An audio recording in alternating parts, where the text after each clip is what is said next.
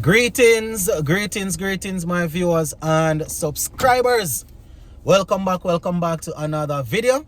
Thank you all for checking this one out. All right, my people. So, a couple of cricket updates in this one. Now, we have the 4-day regional championship going on. And I see where quite a few people have been asking what's going on with Alick Athanaze.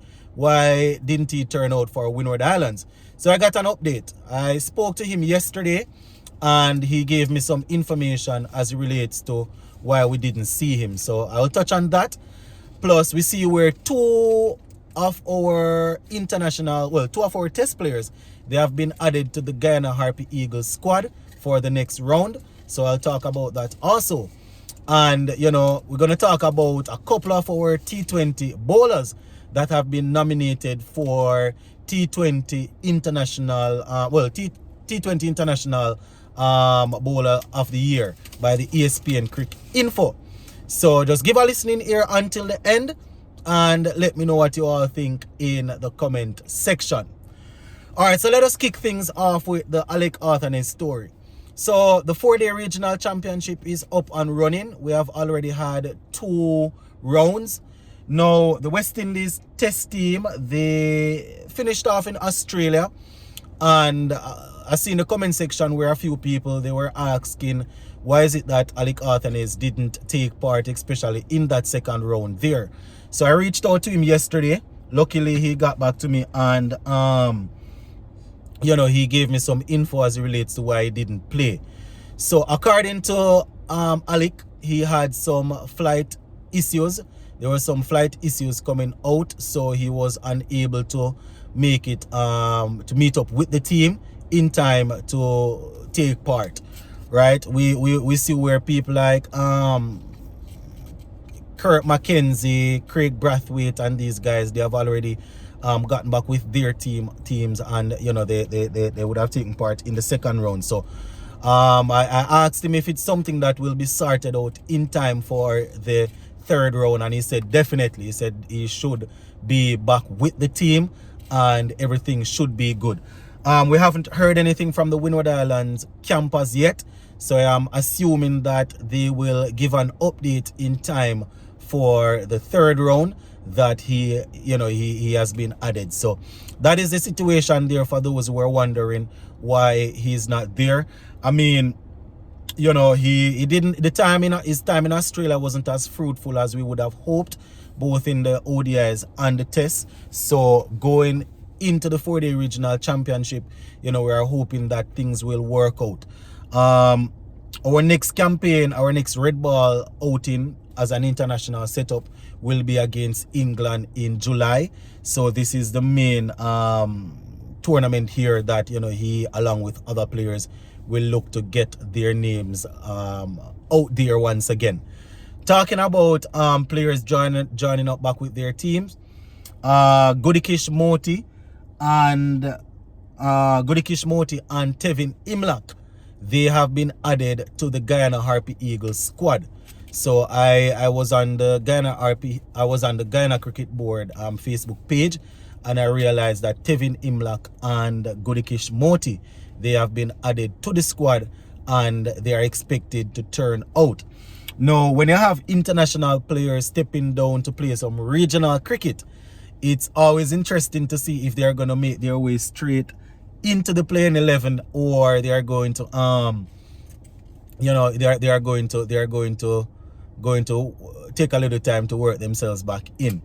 But Tevin Imlach and Gudikesh Moti, they have been added to the squad. So we'll just see how that goes, my viewers and subscribers. All right, some T20 cricket before we go. Azari Joseph and Romario Shepherd, they have been nominated, or they are amongst 5 players that those 2 plus 3 others that were selected by the ESPN Cricket Info team to be awarded as the 2023 International T20 International Bowler of the Year.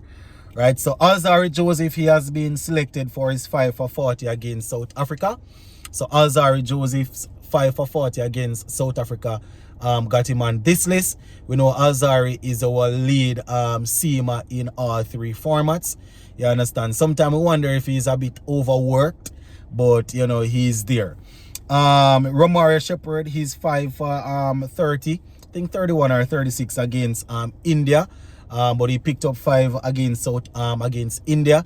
That performance there, you know, got him on the list. So Romario Shepherd is there. Another player that we are working with very hard. You know, we are trying to get him as a ODI and a T20 player that will bowl for us in different sections of games, in the power plays, in the middle, in the death overs, right? So Romario Shepherd is also there. Sean Abbott from Australia, 4 for 31. He made that list also, so he's another one. Adam Maline, 5 for 26. He's also on that list, the seamer from New Zealand. And we have Mehdi Hassan, the bowler there from Bangladesh, 4 for 12. Yes, my viewers and subscribers, so he's there. So we have 2 players on that list. Only team to have 2 players on the list. Don't know if we're going to make it get it. Mehdi Hassan's 5 for 12, you know, looked good.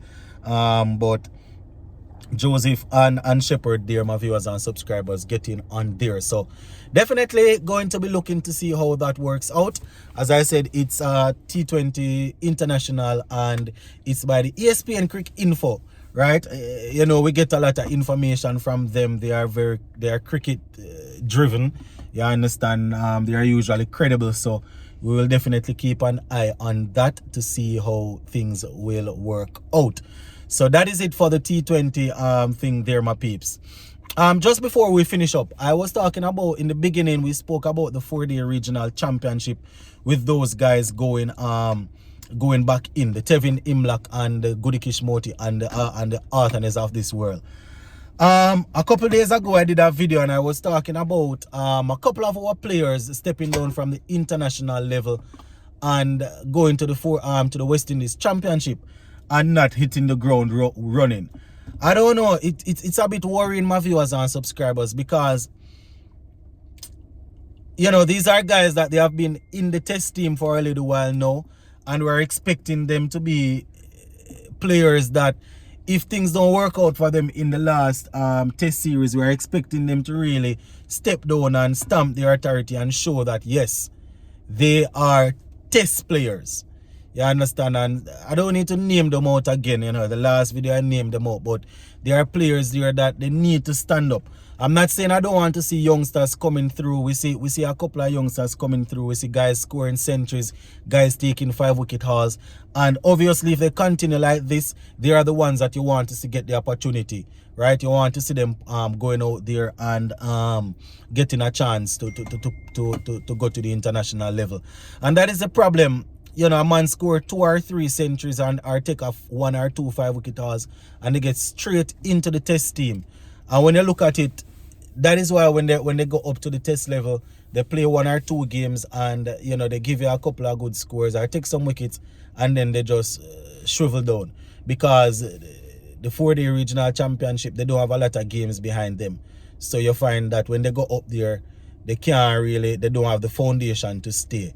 But you know, that is just something that I wanted to touch on, my people. You can let me know what you all think in the comment section on those couple of stuff. Also, if you have not yet subscribed, please remember to subscribe to the channel. Big up on yourself.